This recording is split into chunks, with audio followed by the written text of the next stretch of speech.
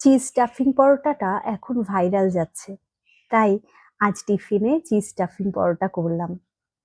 কিভাবে বানালাম দেখে নাও একবার। একটা বড় লেচি কেটে নিয়েছি আটার, তাতে অনেকটা করে গ্রেটেড চিজ দিয়ে দিয়েছি আর পেঁয়াজ কুচিও দিয়েছি। এভাবে ভালো করে, যেভাবে আমি দেখাচ্ছি এইভাবে ভালো করে মুখটা বন্ধ করে আবারও হালকা হাতে বেলে নিতে হবে। আটা দিয়ে বেললে পরে বেলাটা ভালো হবে, তেল দিলে পরে আমার মনে হয় না খুব একটা ভালো বেলা হবে। যাই হোক, যেটা তোমাদের ইচ্ছা। এবার চাটু গরম করে নিয়ে তাতে পরোটাটার দুদিক সেঁকে নিয়ে সামান্য তেল দিয়ে ভেজে নিয়েছি।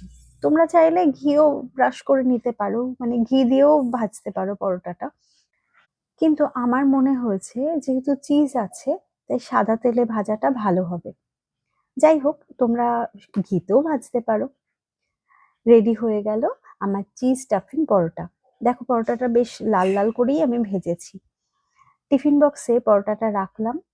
পরোটা খাওয়ার জন্য রাখলাম শেজওয়ান চাটনি।